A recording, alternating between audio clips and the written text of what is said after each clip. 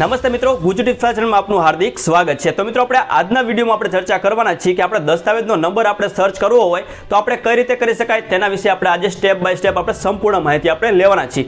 તો ઘણી બધી કોમેન્ટને ધ્યાનમાં રાખીને આ વિડીયો બનાવવામાં આવ્યો છે કે મને કોમેન્ટ કરતા હોય છે કે મારે ઇન્ડેક્સ 2ની નકલ કાઢવી છે કે દસ્તાવેજની કોપી કાઢવી છે, તો તેના માટે ફરજિયાત તમારી પાસે દસ્તાવેજ નંબર હોવો જરૂરી છે અને તેનું વર્ષ અથવા તો તેની તારીખ હોવી જરૂરી છે। તો જ મિત્રો તમે દસ્તાવેજની ઇન્ડેક્સ 2ની કોપી અને દસ્તાવેજની નકલ તમે મેળવી શકો છો। તો તમારે દસ્તાવેજનો નંબર તમારે કઈ જગ્યાએથી તમારે મેળવવાનો રહેશે અને સર્ચ આપણે કઈ રીતે કરી શકાય તે આપણે આજના વિડીયોમાં આપણે સ્ટેપ બાય સ્ટેપ આપણે સંપૂર્ણ માહિતી આપણે લેવાના છીએ। તો મિત્રો આપણે કોઈ પણ બિન ખેતીનો આપણે દસ્તાવેજ નંબર આપણે નથી ગોતવાના। આજે આપણે ફક્ત ખેડૂત માટે, એટલે કે મિત્રો તમારે જે ખેડૂતને 7/12 નીકળતા હોય, ખેતીની જમીન હોય, તો ખેતીની જમીનમાં તમારા દસ્તાવેજનો નંબર તમારે કેવી રીતે ગોતી શકાય તે આપણે આજના વિડીયોમાં આપણે જોવાના છીએ। ત્યારબાદ આપણે બીજા નેક્સ્ટ વિડીયોમાં આપણે બિન ખેતી એટલે કે પ્લોટ હોય, મકાન હોય, કોઈ પણ ફ્લેટ હોય તો એ નંબર આપણે સર્ચ કરીને આપણે જોવાના છીએ। તો આજે આપણે ફક્ત આપણે ખેતીની જમીન, જે ખેતીલાયક જમીન હોય તે આપણે જે ખેડૂતે ભૂતકાળમાં જે દસ્તાવેજ કરેલો હોય અને અત્યારે હાલ એમની પાસે દસ્તાવેજ ન હોય, એનો દસ્તાવેજ નંબર ભૂલી ગયા હોય અને તે ખેતર હાલમાં ખેડતા હોય પણ એમને દસ્તાવેજ નંબર યાદ નથી અને એની દસ્તાવેજની એમને કોપી આપણે એમને લેવી હોય કે ઇન્ડેક્સ 2ની કોપી લેવી હોય તો એ દસ્તાવેજ નંબર આપણે કેવી રીતે ગોતી શકવાના છીએ તે આજે આપણે સ્ટેપ બાય સ્ટેપ આપણે એ નંબર આપણે ગોતીને આપણે દસ્તાવેજની કોપી આપણે મેળવીશું।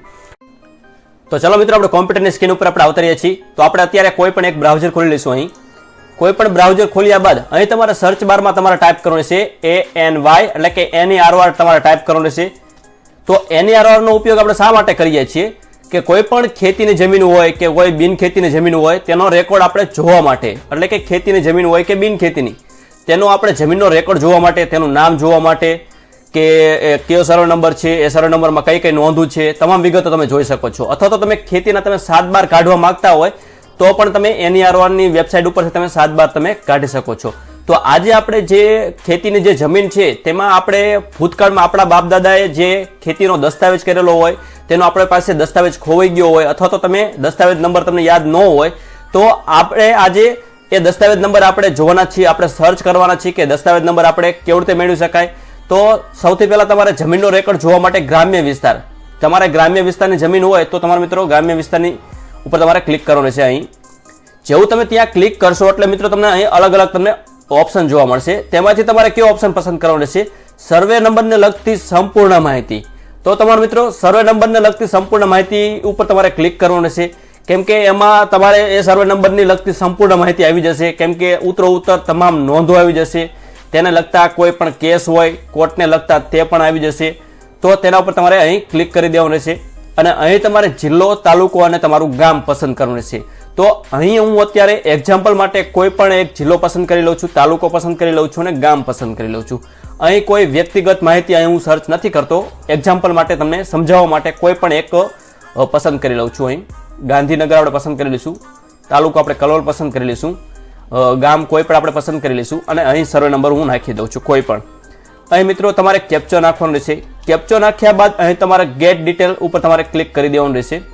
અહીં મિત્રો તમે ક્લિક કરશો એટલે આ સર્વે નંબરને લગતી સંપૂર્ણ માહિતી તમારે અહીં બતાવી દેશે। અહીં મિત્રો તમારે સ્ક્રોલ કરીને થોડુંક નીચે આવતું રહેવાનું રહેશે। નીચે આવશો એટલે મિત્રો તમને અલગ અલગ પ્રકારની તમને ઘણી બધી તમને નોંધો તમને જોવા મળશે, વેચાણને લગતી, પ્રમોળ વેચાણને લગતી, એવી તમને ઘણી બધી તમને નોંધો જોવા મળશે। તો મિત્રો તમે કઈ નોંધનો તમે ઉપયોગ કરવા માંગો છો એ તમારે જોવાનું રહેશે। તો અહીં તમને વેચાણની નોંધ આપેલી છે, તો વેચાણની નોંધમાં તમારો જે દસ્તાવેજ નંબર અને તેની તારીખ તમને અહીંથી તમને મળી જશે। તો મિત્રો અહીં તમને નોંધો રેડ કલરમાં આપેલી છે, બ્લુ કલરમાં આપેલી છે। તો આપણે કઈ રીતે ખબર પડે કે કઈ રીતની નોંધ છે? જે તમને રેડ અક્ષરમાં તમને નોંધ આપેલી હોય એ હાથ લખાણ વાળી નોંધો હોય છે। પહેલાના જે તલાટી જે હાથ લખાણથી નોંધો લખતા હતા એ નોંધો તમને રેડ અક્ષરમાં દેખાશે અને બ્લુ અક્ષરમાં જ્યારે 2007 કે 2008 પછી જે કોમ્પ્યુટરાઇઝેશન આવ્યું તે પછીની નોંધો તમારે બ્લુ અક્ષરમાં એટલે કે કોમ્પ્યુટરાઇઝેશન તમને નોંધ જોવા મળશે। તો અહીં તમને વેચાણની નોંધ આપેલી છે, તો આવી રીતે તમારે અહીં તમામ નોંધો જોઈને તમારે વેચાણની નોંધ ગોતવાની રહેશે, કેમ કે આજે આપણે ફક્ત દસ્તાવેજ નંબર આપણે મેળવવાના છીએ। જો મિત્રો તમને કોમ્પ્યુટરાઇઝેશનમાં તમને વેચાણની નોંધ તમને જોવા ન મળે તો મિત્રો તમને રેડ અક્ષરમાં તમને આપેલી છે તેમાં પણ તમે સર્ચ કરીને તમે જોઈ શકો છો। તો અહીં તમને દસ્તાવેજ નંબર કઈ જગ્યાએ આપેલો હોય છે તો અહીં આપણે જોવાનું રહેશે। તો તમારે આ સંપૂર્ણ માહિતી તમારે વાંચવાની છે. અહીં મિત્ર લખેલું છે રજિસ્ટર દસ્તાવેજ નંબર 7228/2016. તો મિત્રો 2016માં 7228 આ દસ્તાવેજ થયો છે અને તમને માર્કેટ વેલ્યુ પણ આપેલી છે, એ આપણે આજે નથી જોવાના. અહીં આપણે ખાલી આપણે દસ્તાવેજ નંબર અને એનું વર્ષ આપણે જાણવાનું રહેશે. તેના આધારે આપણે દસ્તાવેજ મેળવવો હોય દસ્તાવેજ નંબરના આધારે તો આપણે મેળવી શકીએ છીએ. ત્યારબાદ અહીંયા તમને બીજો પણ વેચાણનો દસ્તાવેજ આપેલો છે, તો એમાં પણ દસ્તાવેજ નંબર અહીં આપેલો છે 25/55/2011. તો અહીં પણ તમને દસ્તાવેજ નંબર મળી જાય છે. આગળ પણ આપણે અહીં દસ્તાવેજ નંબર આપેલો છે રજિસ્ટર દસ્તાવેજ નંબર 3431. તો અહીંથી પણ તમે દસ્તાવેજ નંબર તમે મેળવી શકો છો. તો આવી રીતે અહીં ઘણી બધી વેચાણની નોંધ આપેલી છે.